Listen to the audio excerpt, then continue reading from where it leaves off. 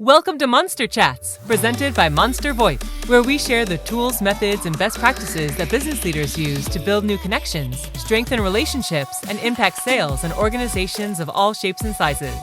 If you have any questions that come up during today's episode, please text them to 424-378-6966. Please welcome the founder of Monster VoIP, your host, Colin Mitchell. On today's episode, I'm going to be talking with Dyan Ali. Dyan and I are going to be talking about his journey through self-awareness, mindfulness, and entrepreneurship. I'm Colin Mitchell, the host of Monster Chats and your founder of Monster VoIP. Dyan, thanks so much for coming on the show today. Thank you, man. I appreciate you, and I'm humbled that you've been gracious enough to share this time and space with me and your audience, and I'm looking forward to a impactful, fun-filled 45 minutes of dialogue, my man. No telling where it's going to go. I'm in one of those moods today, so sit back, relax, and it might be some gold in this. All right, awesome. Well, don't hold back and don't pull any punches. Well, I'm too clumsy and not coordinated enough to pull any punches, so they're just going to come, and they're going to come ugly, man. All right, man. Well, so, we were kind of joking before, right? Your bio was very short, so we had to improvise a little bit. But just so you guys have a little bit of idea who Dyan is, I've been following Dyan on LinkedIn. I'm really excited to talk to Dyan. But Dyan's a keynote speaker, executive coach, husband, and father. So Dyan, I really, want to kind of hear your story, before we kind of dive in talking about self-awareness, mindfulness, and entrepreneurship. Just tell us, where you grew up, where you came from, and a little bit about your journey. Yeah, actually, as we get into that, I would love to coattail, as you chuckled with me that I think you said that I've been the shortest bio that you read so far. And I simply think that, words fuck stuff up, man. And, for me, it's a matter of, yes, we use words to describe a thing, but what really is that thing that we're trying to describe? So for me, it's, I played a role of father, I played a role of husband, I played a role of entrepreneur, and I played the role of corporate citizen for 20 years. Mm-hmm. But those are not who I am, right? And as we get into the dialogue, we'll kind of expose that a little bit more and what that means. But, from a human standpoint, right, in the avatar world that we all live in, corporate citizen for about 20 years, 25 years all in sales. Left corporate America about 60 days ago. And as I stepped out, one perception is the rug got pulled out from under me, and COVID happened. The other perception, the one that I choose, is that the table was set and COVID happened for me, because prior to that, unless you were teaching someone how to 10x their business, how to get more funnels, how to get more leads, and any of that business bullshit, you really weren't getting the attention of anyone. And all the big stages, those are the avatars that we're putting on. But here we are in this new formed environment of the world where, guess what? I don't really see a bunch of negative memes about how bad motivation is for you anymore, how much motivation sucks anymore. People want inspiration, they want motivation, and the reality is that we're all grasping for hope right now. And so, part of my resistance in moving away from corporate and kind of the side hustle of speaking and coaching was, wow, the world doesn't really need motivational speakers anymore. They kind of get a bad rap, but guess what? The world fucking needs motivational speakers right now. And so guess what? COVID set the table for me. So that really kind of goes into the whole mindset perspective, right? And I really take it 2 layers deeper. So we go from a mindset to a heart set into a soul set. And that's what we're going to talk about today. But, again, played a corporate role for, like I said, 25 years, very successful. Kind of the skinny of it is, I remember May 1999 was the day I walked into corporate. I'd done some technical recruiting and some selling before then, but really kind of playing with the big boys, right? Walked into Dell May 10th of 1999 at a base on target earnings of $32,000 a year. My top year in corporate has been $320,000, and I exited at an OTE of $250,000. So been there, done that, checked the box of success. That was pretty easy. So this new journey here, or this new chapter of the journey, is simply me stepping into my knowing. And that knowing came in the form of a feeling on the morning of January 13th at 7:01 a.m. And that feeling was the word trust. 2 weeks later, I'd had all the conversations with the executives, the executive directors, all my teammates, and February 6th was day one of entrepreneurship. Why did I do that? As I said, corporate America was pretty easy. I don't have a college degree. I didn't look like everyone else around me, and I still fucking slayed that shit. That's how easy it is, right? But what really gets me going is, you know what? All of that was based on fear. Fear that I didn't look like anyone else. I didn't sound like anyone else. I didn't have the college degree. I didn't come from the same neighborhoods. What I'm building today is simply built out of love. It is me standing in my truth, standing in my power. You know what? I can show it with a beard, earrings, hand tattoos, and say whatever it is I feel like saying, and it will be received. And so many of us sell out to that corporate job or sell out to that W-2. And I did for many, many years as well. But what I recognize is that there are no longer enough zeros on a paycheck from any corporation that I am willing to take to be anything less than 1,000% authentically me.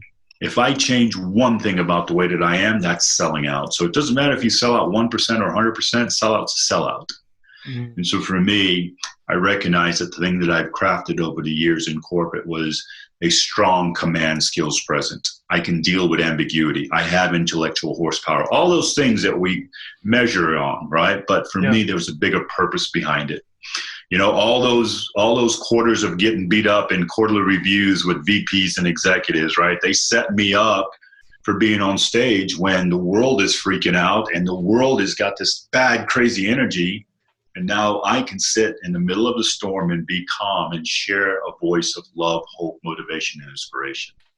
And that's what I'm so excited about today. Yes, the world may be a little crazy, but I'm just sitting back having fun because I'm recognizing that I was built for this, right?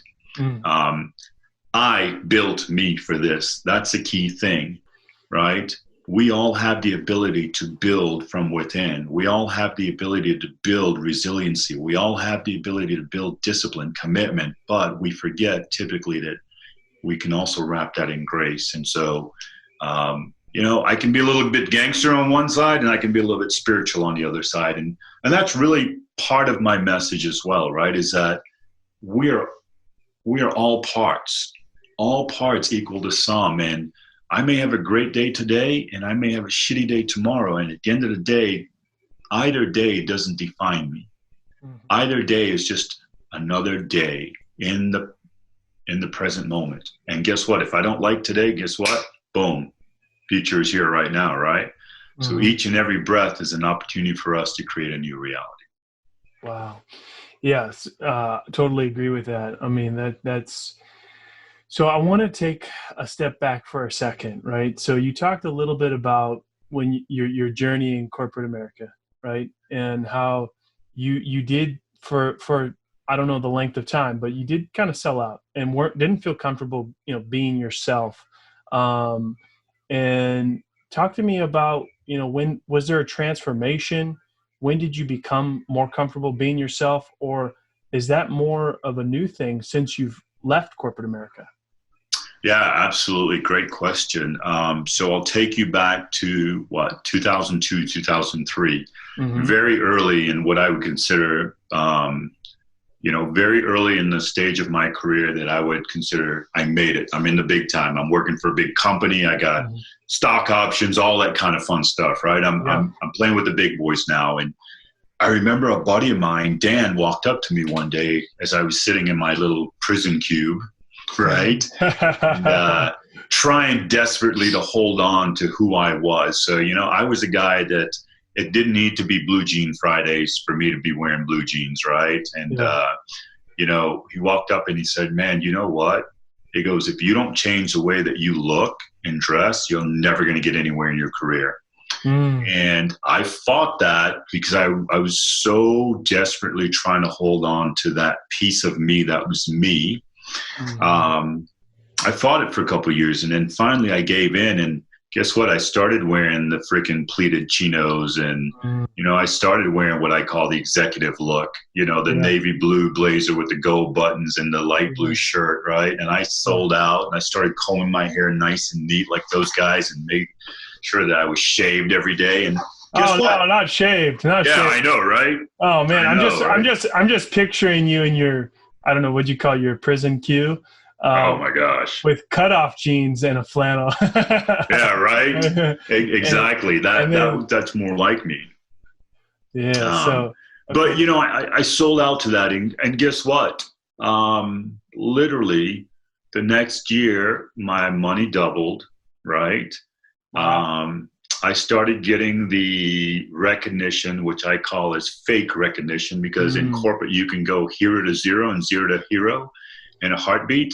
And that is absolutely fake, because if you take any scenario where you can go 0 to 0 and back and forth like that, you are simply just a number. But guess what? I was willing to play the game of being a number because it fed my pocketbook. It also fed my insecurities, right? Because the bigger deals that I closed, the more recognition I got, the more love that I got, right? And so I went on that path, and I went on that path to have a very successful career. I was able to make a lot of money. I was able to grow. I was able to impact and influence, but there was still always that layer of insecurity and those layers of fear and anxiety and, FUD, fear, uncertainty, and doubt. And my deep dive journey started about 3.5 years ago. So I'll frame it back, and I'll go back. I was literally the dude, I'm 46 years old. I was literally the dude that was 19 years old, rolling around in my Mustang with 212s in the back. And when I wasn't bumping Milli Vanilli, for all the old schoolers out there, and Vanilla Ice, I was listening to the Tony Robbins Personal Power Series on cassette tape. Now, were you still blasting it, or were you listening quietly? Absolutely. I was blasting it out loud, man. All right. Tony's voice has a lot of bass in it, right? And so about 3 years ago, 3 years ago was when I hit that pinnacle of, we all have goals, right? And I had that goal of hitting 100, 200, 300, and I busted through that. And I was like, okay, here we go, man. I'm going to double down, and I'm this close to the 1%. And I went looking for more and more ways that I could find success. And what I found was more and more ways to truly find success. And I started this journey of going within. And if you've been following my stuff, you know that a lot of my foundation is based in breath work and meditation and being present. And so at one point I could have been described, or I was described as, a hard closer or a grinder. And, over the years, I literally tried to put lipstick on that pig, and I started to call myself a soft closer. And I started to get really, really just angelic, if you will, with words. And just through my own development, like understanding psychology, understanding hypnosis, I was able to put a pretty spin on that close. And it served me well, but at the core, I was still leading from fear. And over the last 3 years, as I've been able to dissolve a lot of the fear, I don't think that, my personal truth is that I think the fears will always be there. I go back and look at some of my content from a few years ago where I was like, I don't fear anything. And I was like, wow, you were really in that state of fear. Like, I recognize today I can be a king and I can be a piece of shit in any given breath. The key is to not sit in either one too long. Right? And not judge yourself when you come out of it. And not judge yourself. So where I really ended up is in a place where I strive for no judgment of self, no judgment of others, and no judgment of situations. And when I can lead from that space, magic just happens, right? Absolutely, magic just happens. I just got confirmation this weekend. I've got the team working on it. We've got a deadline of the 18th, but I've got a magazine cover and a 4-page article coming up. That was literally me just sitting back, letting go, and allowing it to come to me. Not judging anything that's going on. So, even this, 30, 40 days that we've been in lockdown, I've had more amazing blessings and gifts fall on my plate simply because I've allowed it to. Mm. Don't let prank day interrupt your deadline. No, man. So prank day, I love prank days because prank day does this. Hey, And the secret that I know. At least you get a warning, though. Yes. What I know is that prank day is fun. Prank day is joy. Prank day is happiness. Prank day is a lot of laughing. And the secret that I know is if I can sit in that, that's the thing that allows me to supercharge all of the desires that I have and all of the goals that I have. And then guess what? Then the work doesn't seem like work and it just comes to me. So I love prank days. To those that are, listening and maybe not seeing, tell them what prank day is. Yeah. So my son came into the office here a few minutes ago prior to us starting, and I have a whiteboard that's about a 4x4 hanging behind me. And he wrote on it, "Be ready for prank day tomorrow." So, I have two things on my whiteboard right now. One is write your book, and the other is be ready for prank day. So those are my top two priorities right now. So you're walking on eggshells over there in the Ali house. Yeah, well, I got to be really careful because you never know. And here's the thing. He knows I'm terrified of snakes. And so one of his favorites is this little wooden snake that he has. And he likes to put it in places that are going to give Dad a heart attack. Oh, that's too funny. All right, so I want to roll back for a second. Yeah, please do, man. You said a couple of things, right? So one of the things that you said that really stuck out to me is when you did start to play the part, right? You shaved the beard, you combed your hair different, you wore that corporate look, you started to get more success. And I'm just imagining the feeling, right, of feeling like, yes, it's a win, but then also kind of like a punch in the gut. Right? Because you're now playing the part and you're seeing the success. And it's honestly really sad that that's what has to happen in order to have success in corporate America is you got to play that part. You can't just be yourself. So talk to me about that. Absolutely. I had a goal to hit 100K by the time I was 30. And remember I said I don't have a college degree, so I got into the workforce, into sales, kind of on accident a little bit. Well, actually, not on accident. I intentionally was trying to go. The truth is it was an accident. I literally got kicked in the teeth and said, "You suck, you can't do sales." And that led me into sales. So that's a different piece of the story. But you must have had to be pretty good at selling in order to get the job, right? Without the education. Right. And yeah, absolutely. So, when I started my sales career, so let's absolutely take it back. Yeah. So, 19 to 21, I was a prison guard. And as a prison guard, I quickly realized that I was not getting paid enough money to fight all the time. I mean, in 2 years, I had 12 use of forces, which is a physical altercation with an inmate. There had been guys that were prison guards and sergeants and lieutenants in the system for 10 years that didn't have 5 use of forces. But I get it now. I was simply attracting what I was. So the bad energy that I had, I was attracting it. Lucky for me, I knew how to fight. Right. And then I had a buddy that was a manager of a retail appliance and electronics store. And again, this is the early 90s. Right. So I'd go to happy hour with them and those guys would all be wearing pinky rings and, gold chains. And they're all driving like, the most recent cars. And I was like, I want to do what they do. And so as I was exiting the prison, my buddy said, "Hey, man, I've got a store in Louisiana." At the time I was down in Texas. That they're giving to me. Why don't you come work for me? So I interviewed with the district manager. At the time, my girlfriend and I both did. She got the job. I got I don't think you're really cut out for sales, but I'll give you a job in the warehouse as a porter. Right. So again, I already had insecurities coming into this. So there's that punch in the gut. Right. Yeah. And so my buddy convinced me to come to work and he said, "Man, just show up, 6 months, I'll get you on the sales floor. I'll fast forward the story 6 months. I knew SKUs, I knew products, I knew the inventory system better than any salesperson.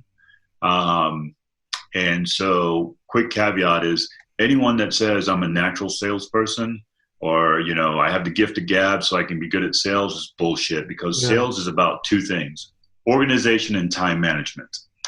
I got really good at both because I knew how to get stuff done quickly. I knew where to find things, and add a little bit of the gift of gab to that and some of my own personal development stuff that I was working on. Didn't take me long to become one of the top guys. Mm-hmm.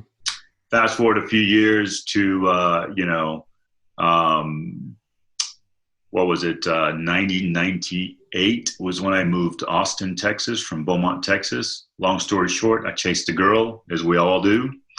And, not long after, 6 months, I ended up walking in the door of corporate America. So, now we're at the point where not too far after that, my buddy says, hey, you got to change what you got to do. Mm-hmm. Right. And then I have this goal now of making $100,000 by the time I'm 30. And up until this point, once I started in sales, again, I was probably in the 60 to 70K, right? Man, 30 hit and I made $97,000 that year. Mm. I thought I was in the big time because I was making money, but I also felt like a piece of shit because I didn't hit my goal. Mm. So I said what any young strapping 30-year-old stud is going to say: next year, it's mine. So I went to work. Next year, I made 113, and it lasted every bit of 5 minutes because I went right back to, wow, they're going to find out that I don't have a college degree. They're going to find out that I'm not as smart as they are. They're going to find out that I really don't belong. And so that fear drove me to 320, right? But it is, you know how a lot of people say life is a beach? And then, other people have a different opinion. Life's a bitch. Mm-hmm. Well, guess what? For all those years, man, I was living with the bitch on the beach. Mm. Here's what that means. I was enjoying the sunshine, absolutely enjoying the sunshine, but I didn't move when the storm clouds came. And so I got the sunshine and I got the rain. I got the joy and the pain. And it's not a great mix, right? And so for many years, now looking back, what I realized is that there was simply a disconnect between my inner being and my outer being. My inner being just simply wanted to be loved and accepted. My outer being thought that love and acceptance looked like money, women, booze, and a bunch of other shit, right?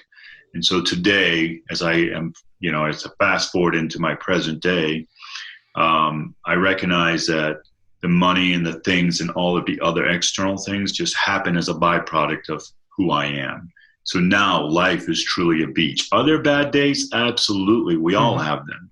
But I'm just more equipped to deal with them now. Mm-hmm. So, yeah, it did feel like a punch in the gut, and it hurt. I mean, walking around, there were many, many times that, I celebrated, and I celebrated big, as we all do. But it was always right back to that base of fear, right? And for many, many years, that thing, I call it the black wolf, right? That black wolf fed me. That black wolf really, really drove me, but that was also ego just crying out for attention. That was ego saying, I am separate, versus the true connection of I am. Wow. So tell me, was there some major event that kind of catapulted you into this self-work? Desire for more, right? I believe that we're all seekers in some form or fashion. Mm-hmm. Me probably more so than a lot of other people. And I think I know from a young age that I was simply running away from who I was, because I didn't feel like that person was good enough. That person was worthy. That person was worthy of love or acceptance. So I created this avatar. And I believe many of us do. We create these characters and these personalities, persona. It's rooted in mask, right? Mm-hmm. The persona, the mask that we wear on stage. And so many of us forget that we're actually wearing a mask, that we think we are the mask. Mm-hmm. And so for me, it was a little bit of it. There wasn't one thing there were many things. I mean, dude, there was one point where I would literally sit at a stoplight and wait for the green arrow to turn red and turn left with the red arrow and dare God to have someone hit me. Right? So it was just a build up, and an absolute build up. And I really believe that, you know, a few years ago, it was kind of one of those sink or swim moments where I knew there was something bigger. And I'd always had this feeling, and I'd always had this inclination that I was here for something bigger than just being a good sales guy. But I was so married to the shiny object that comes with that, that's who I thought I was. And the feeling of being accepted, the feeling of being quote unquote loved and being admired and all that stuff really just outweighed that desire for just being something bigger than I was in that moment. And it was only because my insecurities were bigger than I was in that moment. And so for me, I played into that. But again, I don't discount it because all roads lead to here. Yeah. And this is a really good spot. Yeah. And you've been going to work, man. You've been busy. I've been following you more recently, but you've been super active. I mean, you've been getting at it. I mean, tell me some of the things you're working on right now. Oh, wow. God, you ready for this? Let's see. Let's look at the month of May. I've got, let's see. Today's only the 6th? Yeah. Wow. All right. So I've got a show tonight on 360 TV. It's a special with Lauren Michael Harris. That's coming on at 7 p.m. Central Standard Time tonight. Next week, I'm hosting my own 2 days, 90-minute sessions, free workshop. Basically, kind of my framework is to how I am, where I am, and how I deal with things the way I deal with, how I articulate life. And it's really built around helping you to gain new perspective in this crazy time, right? Man, I think I shared this with you when we were talking earlier. I landed a magazine cover, so I've got a deadline of the 18th to get, a 4-page feature article over and all the photos over. That thing, I've got an event that we're doing on 360 TV that's airing on the 25th, Memorial Day. It's a special. We just had the meeting yesterday with the sponsors for it. We just met with the team to get everything worked out from production standpoint. So that's coming up. Man, I can't tell you how many podcasts I've got lined up. And then again, you saw the note up there to write the book. That was delivered to me in meditation that it's time to put it out, that publication is coming. And so, man, there's a lot going on. And, on top of that, it's, I've been working from home for the past 15 years, but this isn't working from home. This is crisis work from home, right? And you got that on top of my 9-year-old that's not homeschooling, but is crisis homeschooling. You got my wife that has her own business, and now she's balancing that. So just life in general on top of it has gotten a little bit chaotic for everyone. And so, you know what, though? I'm also a Gemini, and Geminis really do well when we've got 10 balls in the air. So it may seem a little crazy for me, and at times it does, but this is when I'm in flow. Oh, yeah. I'm a Gemini, too. I love chaos. Oh, man. Yes. Yeah, right? We strive in uncertainty. Yeah. And that's another thing. You talk about self-awareness.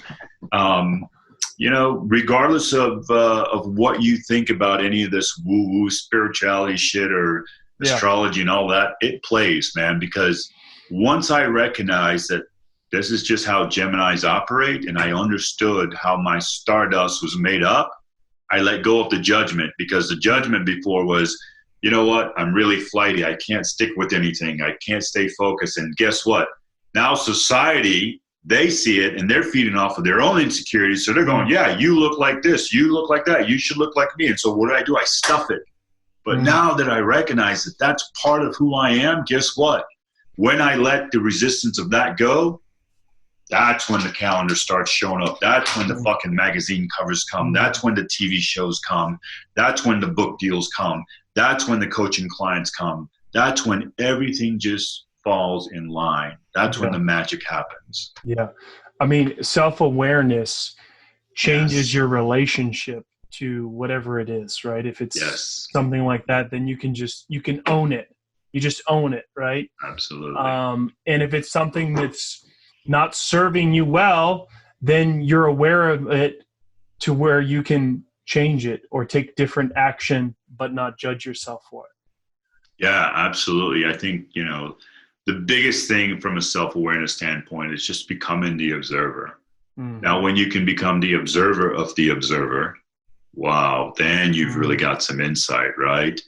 Then you've really got some inclination as to where to go, how to go. So it may seem like there's a lot of work going on, but I don't often make the wrong moves. Mm-hmm.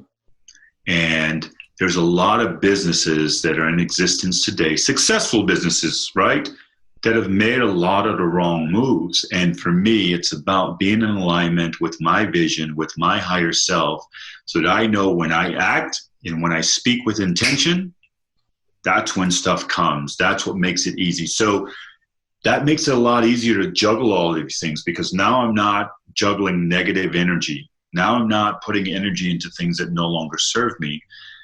Now you take that Gemini piece and couple it with the fact that I'm a manifesting generator, which simply means that I can sit back, put it in the universe and allow it to come to me, or I can put my nose to the grind and go through any wall and make it happen. Mm-hmm. That can be a scary place, because now couple that with my Geminiism, if you will, I put my hands in a lot of things, and when I don't feel it, I just cut it. Yeah. Right? I do that even in relationships. Mm-hmm. If this is not a beneficial relationship and I'm not feeling it and there's tension, I'm okay with cutting it. Because I know that my energy is better served in things that are going to give an ROI for myself and the people around me versus a detractor. Yeah. So then that balance shows up in the chaos. Mm-hmm. So tell me a little bit about your practice, your daily routine, your meditation, your mindfulness practice. Tell us a little bit about your daily routine and what that looks like. Yeah, so it's switched up a little bit. I was, getting out of bed at 3:30 when I had, 3-4 hours a day of driving involved. The cool thing is we don't even have to drive our kid to school anymore. So guess what? I took advantage of that, and now I wake up at 4:30. So my morning starts off with breath work and meditation. After my breath work and meditation, there's some body movement that continues to get the energy flowing in the right space. And then I also kick the day off with a cold ice bath, or a cold plunge, if you will. Oh, wow. And that water will range. And I keep my tub outside because I really believe in engaging in nature and the elements. And so, there have been days when it was 25 degrees outside in my water. After I broke through the inch layer of ice, the water was 32. And so from there, from my ice bath, I move into my morning workout. You want to wake up, go sit in that ice cold water, and man, it'll activate your ANS, right? And so for me, it's all about, the mental, the spiritual, the physical, and the emotional. If I can adjust, if I can address those every day, those are my pillars that keep this thing moving. And if I can adjust those, and if I can address those actually, and start my day off with intention, then I'm in control of the day. Now, because of the things that I do, I build a resiliency. So now when COVID-19 hits, if I took someone who's never done ice bath before and I put them in the cold water, what are they going to do? They're going to be like, right? So when COVID-19 hit, how many of us went and didn't know what to do? But what I take away from the cold is when I hit that 32-degree water and I can take my time and find my breath and sit and just go,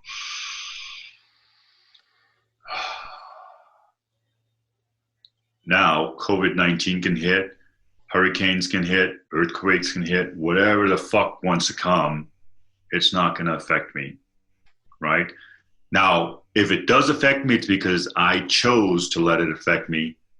Here's the key thing. I may have chosen subconsciously to affect me.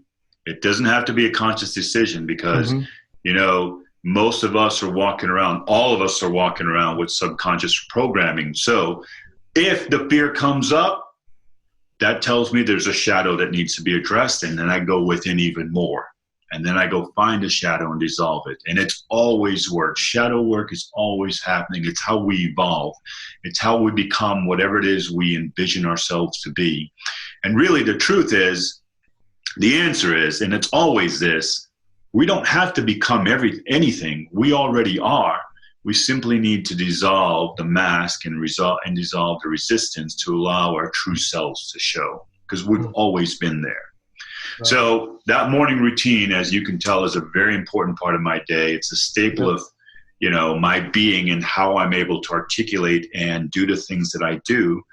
But it's also the thing that keeps me from, when my kiddo comes in the middle of a call and wants to scribble on the chalkboard, I don't freak out and go, dude, can't you see I'm doing this, blah, blah, because I have that space, right? Mm-hmm. And I think more now than ever, we all need just a little bit of space to simply breathe. Mm-hmm. Yeah, well, my routine is similar, minus the ice bath. Beautiful. Beautiful. So, beautiful. You got to get in there, man. Yeah, I don't know. I mean, I think it would be hard over here in LA to get the water to that temperature anyway. Right. And my wife would probably kill me for wasting the water. Exactly. So, hey, Dylan, it has been a pleasure. Thank you so much. Really appreciate you. Welcome to the Monster Chats community. Before we let you go, man, please tell people where they can, find you online, where they can find out more about, the services that you're offering, just kind of tell people what you're doing and how they can find you. Absolutely. So across the social platforms, LinkedIn, Facebook, I've got a business page out there with all the services, all the information, everything that's going on, the calendar I just read to you. IG, Dyan Ali, DYLANDAALI. Just because Dyan Ali was already taken. And then my website, dyanali.net. Just got a lot of great information. You can find out what's going on. And then soon to be the YouTube channel. Right now it's out there. And you might as well jump out there right now if you want a good laugh, because it's crazy. And once we get the team behind it in the next 60 days, it's going to look a lot prettier. But you can find me scattered across all social. Yeah. I like the Milwaukee video you did. Oh, thank you, man. That was a fun project. Yeah. All right. So if you're listening to the podcast, please subscribe, share, and also give us your feedback. We're listening. The show is about you, and we want to hear what you have to say. Thanks so much for listening. And thank you, Dylan, for being on the show today. Appreciate you, brother. Thank you. Thank you for tuning in for another episode of Monster Chats, presented by Monster VoIP, where we share the tools, methods, and best practices that business leaders use to build new connections, strengthen relationships, and impact sales in organizations of all shapes and sizes. If you have any questions from today's show and want to reach us directly, please text your question to 424-378-6966.